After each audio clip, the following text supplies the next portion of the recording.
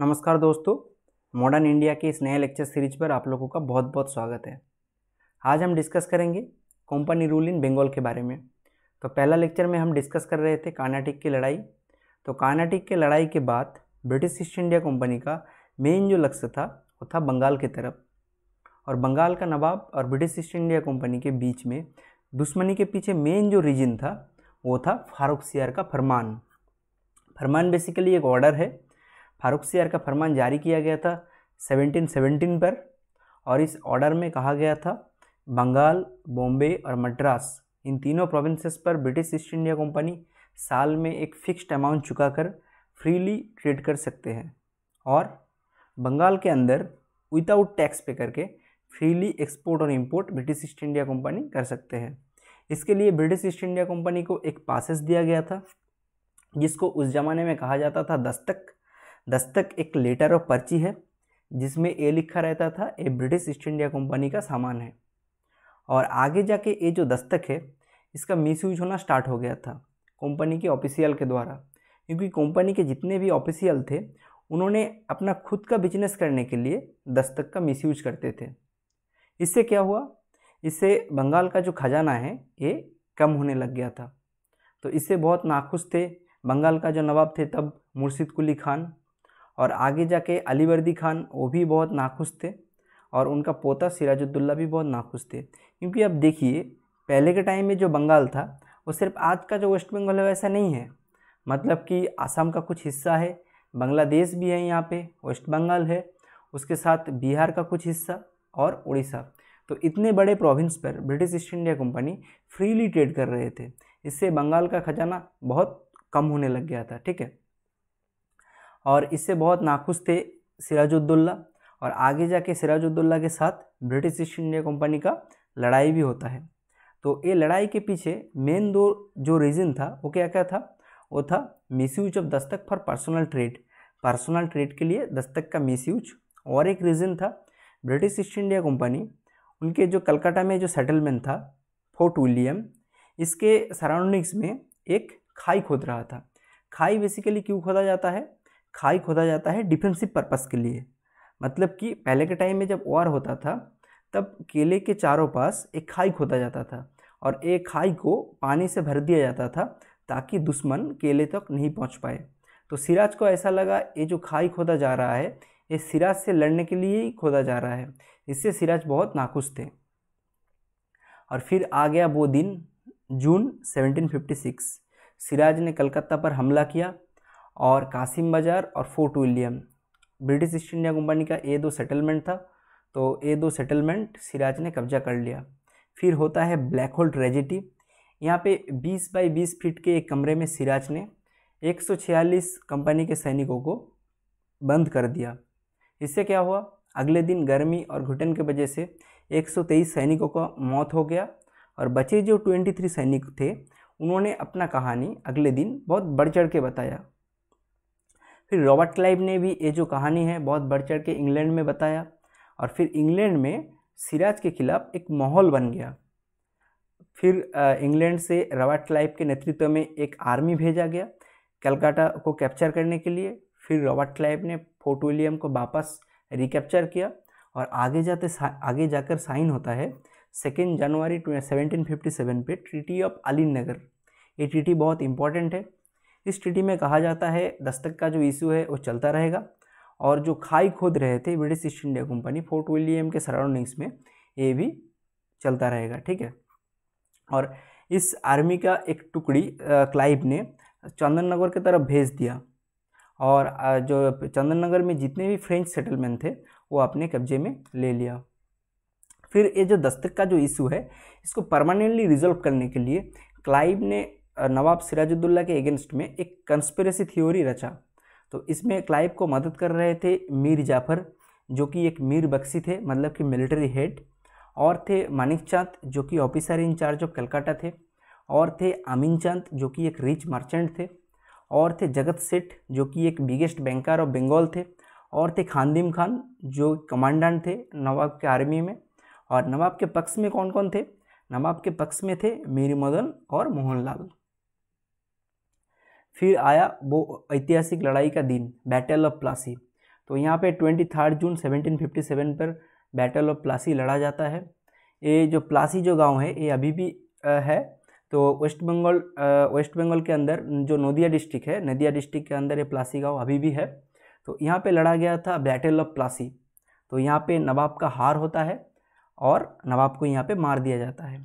फिर यहाँ पे अगला नवाब बनते हैं मीर जाफर, और क्लाइव को यहाँ पे एक ऑफिशियल टाइटल दिया जाता है जो था गवर्नर ऑफ फोर्ट विलियम और गवर्नर ऑफ बंगाल। फिर क्लाइव का जो टेन्योर था ये था 1757 से 1760 तक। फिर आया मीर जाफर का सत्ता। तो यहाँ पे मीर जाफर सत्ता में आते ही बंगाल, बिहार और उड़ीसा इन तीनों प्रोविंसेस में ब्रिटिश ईस्ट इंडिया कंपनी को फ्री ट्रेड करने की अनुमति दे दी। और दस्तक का जो इशू था पर्सनल ट्रेड करने के लिए, ये जो रेस्ट्रिक्शन है ये भी यहाँ पे मीर जाफर ने हटा दिया। फिर कलकत्ता के नियर जो 24 परगना थे, इसका जमींदारी भी ब्रिटिश ईस्ट इंडिया कंपनी को सौंप दिया। और वार इंडिमिनिटी क्या होता है, पहले के टाइम में जब लड़ाई होता था उसमें जो पक्ष हार जाता था उसको लड़ाई का जो खर्चा है, मतलब भरपाई जो है वो भरना पड़ता था। तो इसलिए मीर जाफर ने क्लाइव को लगभग 2 से 2.5 करोड़ रुपया वार इंडिमिनिटी के रूप में दिए थे तब। और आगे जाके जितने भी फ्रेंच फैक्ट्रीज थे सब कुछ हैंडेड किया गया ब्रिटिश ईस्ट इंडिया कंपनी को। फिर आगे जाके मीर जाफर को पता चला ये जो डील था ये बहुत ही बुरा था, क्योंकि जो सरकारी जो खजाना है ये तब कम होने लग गया था। तो आगे जाके मीर जाफर ने प्रोटेस्ट किया, बट ब्रिटिश ने क्या किया, ब्रिटिश ईस्ट इंडिया कंपनी ने उनके जो दामाद थे उनको सत्ता में बैठाया। उनका दामाद था मीर कासिम, तो मीर कासिम को फिर सत्ता में बैठाया गया।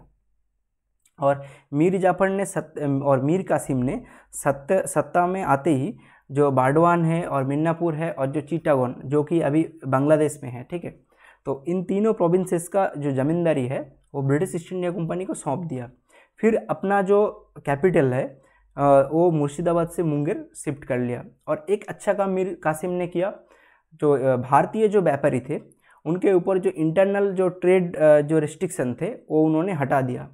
तो इससे बहुत नाखुश थे ब्रिटिश ईस्ट इंडिया कंपनी, क्योंकि उनको चाहिए था एक कठपुतली नवाब, बट मीर कासिम जो है वो अपने तरीके से काम करने लग गया था। इससे बहुत नाखुश थे ब्रिटिश ईस्ट इंडिया कंपनी। फिर एक दिन आया, मीर कासिम ने बगावत कर दिया कंपनी के खिलाफ। फिर मीर कासिम से लड़ाई हुआ और लड़ाई में मीर कासिम का हार होता है और मीर कासिम भाग के चला जाता है अवध। तो यहाँ पे फिर से मीर जाफर को सेकेंड टर्म में नवाब बनाया गया। फिर 65 तक मीर जाफर यहाँ पे सत्ता संभालते हैं। फिर 65 में मीर जाफर का यहाँ पे मौत हो जाता है। और जो मीर कासिम जो थे उन्होंने अवध भाग के एक कॉन्फेडरेसी तैयार किया। तो इसमें थे शुजाउद्दौला जो कि थे नवाब ऑफ अवध, और थे शाह आलम द्वितीय जो कि थे एक मुग़ल एम्परर। तो इन तीनों ने मिलकर एक कॉन्फेडरेसी तैयार किया। तो इनके आर्मी थे लगभग 40,000 के बराबर, और इनके ऑपोजिट में जो ब्रिटिश ईस्ट इंडिया कंपनी के जो सैनिक था वो था लगभग 7,000 के आसपास। इसमें भी 5,000 के आसपास इंडियन आर्मी थे और 2,000 के आसपास यूरोपियन आर्मी था, और इसको लीड कर रहा था हेक्टर मुनरो। तो यहाँ पे एक बड़ा जीत मिलता है ब्रिटिश ईस्ट इंडिया कंपनी को। और जितने मतलब नॉर्थ इंडिया के सबसे जो बड़े किंग थे, मतलब शुजाउद्दौला, शाह आलम द्वितीय और मीर कासिम, तीनों का यहाँ पे हार होता है। फिर रॉबर्ट क्लाइव को फिर से यहाँ पे बुलाया गया ट्रीटी साइन करने के लिए। तो आगे जाके अगस्त 1765 पर एक ट्रीटी साइन होता है जिसको जाना जाता है ट्रीटी ऑफ इलाहाबाद नाम के, ठीक है। तो यहाँ पे क्या होता है, यहाँ पे शुजाउद्दौला को कहा जाता है आपका जो साम्राज्य था पहले अवध, वो फिर से आपको लौटा दिया जाएगा, और आपको कारा और इलाहाबाद ये दो जो प्रोविंसेस है ये आपको सरेंडर करना पड़ेगा मुग़ल एम्परर शाह आलम को। और वार इंडिमिनिटी के रूप में शुजाउद्दौला से 50 लाख रुपया लिया जाता है। फिर साइन किया जाता है ऑफेंसिव और डिफेंसिव अलायंस। ऑफेंसिव और डिफेंसिव अलायंस क्या है, मतलब कि जब कभी भी ब्रिटिश ईस्ट इंडिया कंपनी के ऊपर हमला होगा तब शुजाउद्दौला को आर्मी भेजना पड़ेगा, या फिर जब कभी भी ब्रिटिश ईस्ट इंडिया कंपनी किसी दूसरे के ऊपर हमला करेगा तब शुजाउद्दौला को अपना आर्मी भेजना पड़ेगा। और पहले सिर्फ फ्री ट्रेड राइट था बंगाल के अंदर, अभी अवध के अंदर भी free trade right British east India company को मिल गया। और शाह आलम को कारा और इलाहाबाद ये दो जो प्रोविंसेस है ये दिया गया, और इलाहाबाद के किले में जो शाह आलम थे उनको एक प्रिजनर की तरफ रखा गया। फिर जो दीवानी राइट, दीवानी का मतलब क्या होता है, टैक्स कलेक्शन। टैक्स कलेक्शन का जो राइट है वो ब्रिटिश ईस्ट इंडिया कंपनी के पास चले जाते हैं। तो सालाना एक टैक्स चुकाते थे 26 lakh British east India company एक जो शाह आलम द्वितीय थे उनको एक पेंशन के रूप में देते थे। इसके बदले में जो टैक्स कलेक्शन है बंगाल और बिहार और उड़ीसा का, ये मिल जाता है ब्रिटिश ईस्ट इंडिया कंपनी को। तो जो ट्रीटी ऑफ इलाहाबाद है इसको एक मास्टर स्ट्रोक माना जाता है रॉबर्ट क्लाइव के द्वारा। और यहाँ पे रॉबर्ट क्लाइव चाहता तो यहाँ पे नवाब बन सकते थे तब, बट उन्होंने नवाब नहीं बना। उनका सिर्फ मतलब था मुनाफा कमाना, ठीक है। तो इसलिए उन्होंने जो सत्ता है वो फिर से जो शुजाउद्दौला है और जो शाह आलम द्वितीय है उनको लौटा दिया, बट जो दीवानी राइट है वो अपने पास यहाँ पे रख लिया। और जो अवध था, अवध को यहाँ पे एक बाफा स्टेट के तरह बना लिया, क्योंकि यहाँ पे था मराठा तो और यहाँ पे था बंगाल। तो देखिए मराठा जब बंगाल के ऊपर हमला करेगा तब उसको अवध से ही उसको आना पड़ेगा। तो यहाँ पे अवध एक बाफा स्टेट बन गया, ठीक है। और यहाँ पे जब यहाँ पे एक सिस्टम का नया इंट्रोड्यूस हुआ जो था ड्यूअल सिस्टम ऑफ बंगाल, जो चल रहा था 1765 से 72 तक। तो जो मुगल जो एडमिनिस्ट्रेशन है वो दो पार्ट में चलता था, एक था निजामत और एक था दीवानी। निजामत क्या है, निजामत के अंदर है सिविल एडमिनिस्ट्रेशन और क्रिमिनल जस्टिस। क्रिमिनल जस्टिस के अंदर लॉ एंड ऑर्डर रहता था, ठीक है। और दीवानी मतलब क्या, दीवानी मतलब रेवेन्यू कलेक्शन। तो ब्रिटिश ईस्ट इंडिया कंपनी ने क्या किया, तो दीवानी कलेक्शन के लिए मतलब रेवेन्यू कलेक्शन के लिए दो डेप्यूटी नवाब को अपॉइंट किया, ठीक है। तो ये जो डेप्यूटी नवाब है इन्होंने रेवेन्यू कलेक्शन करके ब्रिटिश ईस्ट इंडिया कंपनी को देता था, और रेवेन्यू का एक छोटा सा हिस्सा सिविल एडमिनिस्ट्रेशन चलाने के लिए ब्रिटिश ईस्ट इंडिया कंपनी जो नवाब थे उस टाइम उसको दे देते थे, ठीक है। मतलब आपका ही पावर आपसे छीन के खुद दूसरे बार आपको ही दिया जा रहा है। तो यहाँ पे क्या हुआ था, यहाँ पे मतलब रेस्पॉन्सिबिलिटी बहुत था नवाब के पास, बट यहाँ पे पावर कुछ नहीं था, ठीक है। मतलब पावर विदाउट मतलब रेस्पॉन्सिबिलिटी विदाउट पावर, ठीक है। तो यही यहाँ पे लिखा गया है, ठीक है। नेक्स्ट देखिए, तो यहाँ पे देखिए दो डेप्यूटी नवाब यहाँ पे अपॉइंट किया गया था। और जो यहाँ पे जो सिविल एडमिनिस्ट्रेशन है, तो सिविल एडमिनिस्ट्रेशन चलाने के लिए पहले 56 लाख रुपया दिया जाता था। उसके बाद ये जो पैसा है ये और भी कम कर दिया गया, फिर 33 लाख रुपया यहाँ पे दिया जाता था सिविल एडमिनिस्ट्रेशन रन करने के लिए। तो ये जो डुअल सिस्टम था, इस जो डुअल सिस्टम के वजह से बंगाल का जो हालत और भी खराब हो गया। क्यों, क्योंकि यहाँ पे एक 72 से, क्योंकि यहाँ पे देखिए 69 से 72 के इस टाइम में एक ग्रेट फेमाइन आता है, ठीक है। तो इसमें बंगाल का लगभग 30% जो आबादी था वो भूखमरी की वजह से मर गया था, ठीक है।